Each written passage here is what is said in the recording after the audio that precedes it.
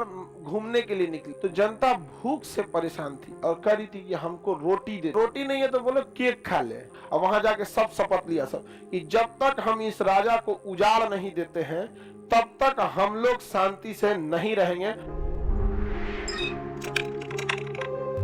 France का हमेशा से युद्ध चलते रहता था ब्रिटेन के साथ, हमेशा से लड़ाई झगड़ा ब्रिटेन के साथ क्या चलते रहता था, युद्ध चलते रहता। दूसरा, फ्रांस में एक बहुत बड़ी समस्या थी कि वहां का राजा बकलोल था और रानी महाबकलोल थी। राजा क्या था? ठीक है, लड़की लोग बताइए, रानी पूरा कोनो काम के नहीं थे सर। पूरी जनता में इतनी त्राहिमाम फैली हुई थी जिसका कोई हद नहीं। जनता में गरीबी बहुत ज्यादा थी और युद्ध में लगातार पैसे खर्च हो रहे थे। इसलिए जनता का कहना था कि युद्ध में इतना पैसे क्यों खर्चा कर रहे हो ब्रिटेन के साथ युद्ध में। अब चूंकि ब्रिटेन औद्योगिक क्रांति के चक्कर में अलग अलग जगहों पे युद्ध कर रहा था, अपना उपनिवेश बना रहा था, औपनिवेश या उपनिवेश बना रहा था, बात बराबर ही है। तो अब ब्रिटेन चाहता था कि ज्यादा से ज्यादा देशों पर कब्जा किया जाए, साथ में फ्रांस भी चाहता था, जिस वजह से झगड़ा भी हो जाता था। आप याद कीजिए, भारत में वांडीवास का युद्ध हो गया 1760 युद्ध हो गया कि नहीं हो गया? फ्रांस और किसके बीच में? अंग्रेज और फ्रांस के बीच में 1760 में कौन सा युद्ध हो गया? वांडी का। आपको जब वांडीवास का युद्ध पढ़ा रहे थे तो सप्तवर्षीय युद्ध बढ़ाते ऑस्ट्रिया पर अधिकार को लेकर। तो ब्रिटेन और फ्रांस अलग अलग जगहों पे कब्जा करने के लिए हमेशा एक दूसरे से युद्ध करते रहते थे, उसमें पैसे बर्बाद होते थे। राजा के राज परिवार में पैसे इतने खर्च होते थे, महारानी जाएंगी तो पूरे सड़क पे फूल छिड़क जाएगा, या एगो तो महारानी सबका अलगे नौटंकी रहता, अजब नौटंकी यहाँ पे। अरे खाओ पियो अपना आराम से, यहाँ पे फूल छिड़कोगे और कपड़ा पहनेगी सब महारानी सब यहाँ, और वो पीछे रहेगा 40 बीघा दूर तक समियाना ओढ़ के दूगो। हाँ, आज वो गाना गाती है 52 गज का लहंगा, समियाना मांग रही हूँ, समियाना दे दो उसको, हम तंबू में से उतार लो। नहीं होता है। कभी किसी लड़का को सुनी हो 5 हाथ लंबा शर्ट दिला दे, कहेगा पता है कि हम झोला लगेंगे उसमें, 5 हाथ लंबा शर्ट दिला देना, समियाना दिला दे, 52 गज के समियाना दिला दे। नहीं समझ आया? तुम लोग को भी कोई कहे तो कह देना हाँ दिला देंगे, ना तो कभी मत कहना हाँ एकदम दिला देंगे, एकदम दिला देंगे एकदम। हाँ आगे बढ़ते हैं। तो रानी जो थी ना बहुत अत्याचारी थी और ना दिमाग भी कम था उसको। खैर रानी थी, चलिए ध्यान से समझ। रानी जो थी एक बार घूमने के लिए निकली ऐसे रथ पे, तो रथ वगैरह पे जब घूमने के लिए निकली तो उसके पीछे गरीब जनता दिखी, रानी है कुछ मदद के लिए मांग ले, तो जनता भूख से परेशान थी और कह रही थी कि हमको रोटी दे दो। क्या दे दो? रोटी।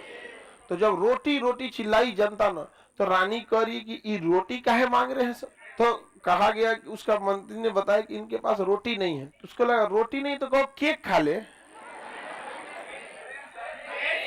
ब्रेड, रोटी को ही ब्रेड बोला जाता है, तो रोटी रोटी बोला गया ना, तो कहे रोटी नहीं है तो बोलो केक खा ले। उसको ये लग रहा था ना कि इनके पास सब कुछ है, इन्हें रोटी खाने का मन कर रहा है। नहीं, जैसे किसी के पास बहुत कुछ रहता है तो किसी दिन कहता है कि अरे आज लिट्टी चोखा बनाते हैं, कोई बहुत बड़ी चीज नहीं है लेकिन वो एक गाँव की याद दिला देता है।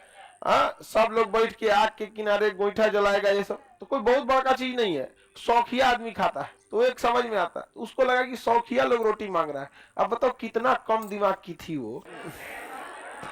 अगर कोई रोटी रोटी गरीब जनता चिल्ला रही है, कपड़ा देख के बता सकते कि इसकी समस्या है कि नहीं, तो उसको लगा कि ये फैशन होगा इन लोगों का।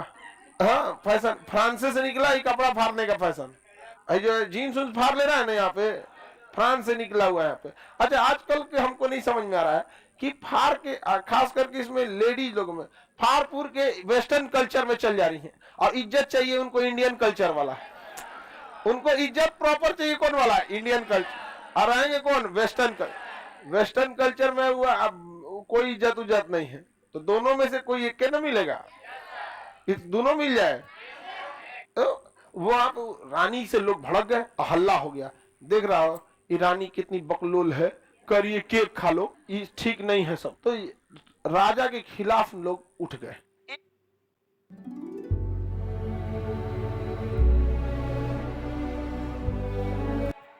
एक दिन ससुरा सरकार ने ऐसा कानून लाया, कहा कि सरकार को पैसे की जरूरत है, युद्ध की स्थिति है, टैक्स लगाना पड़ेगा।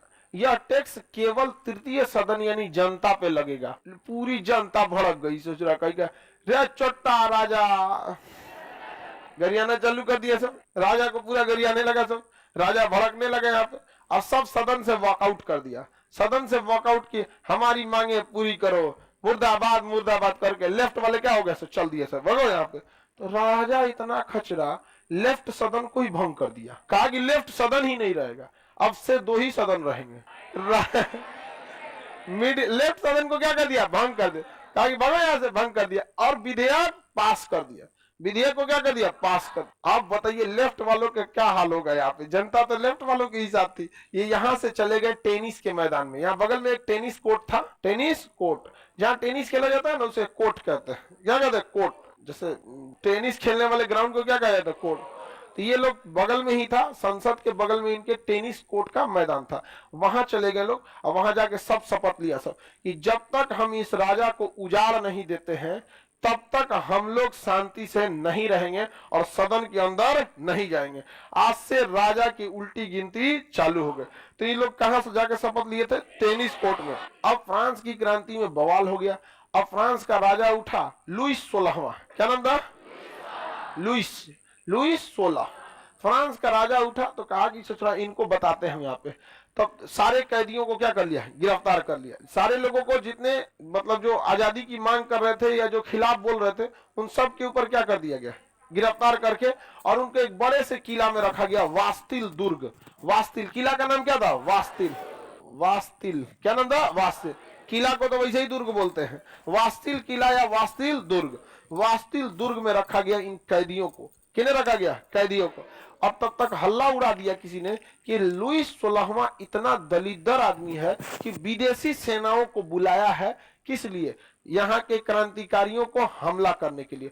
अब तो जनता भड़क गई कि रे चोट्टा कहीं का, तुम हमारे ऊपर गोली चलवाने के लिए विदेशी सैनिक को बुलाया। विदेशी सैनिक को आप रिस्पेक्ट के लिए बुलाइएगा, ठीक है। हमारे यहाँ मिस्र के सैनिक आए थे, 26 जनवरी को परेड हुआ, हम सब खुश हुए कि हमारी मित्रता उनसे बढ़ रही है। अब पता चला यहाँ अगर माईदी में कोई स्टूडेंट अपना प्रोटेस्ट कर रहा है, किसान अपना प्रोटेस्ट कर रहा है, अब विदेश से सेना बुलाइएगा तो जनता आपके साथ देगी नहीं। लेकिन बड़े लोगों की एक खराबी क्या होती है, जितने बड़े लोग हो जाते हैं ना, अल्ट्रा रिच, वो अपनी एक काल्पनिक दुनिया बना लेते हैं। उनको लगता है जो वो सोच रहे हैं वो सही है।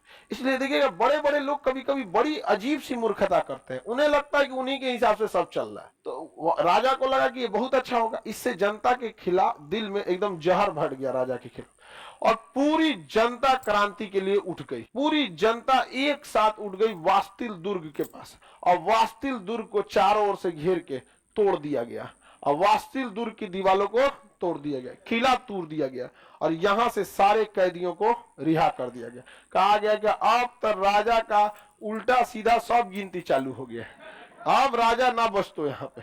तो वास्तिल दुर्ग का पतन पूछेगा किस क्रांति से संबंधित, फ्रांस की जनता विद्रोह करने लगी थी, और इसकी शुरुआत कहां से हुई थी, वास्तिल दुर्ग से।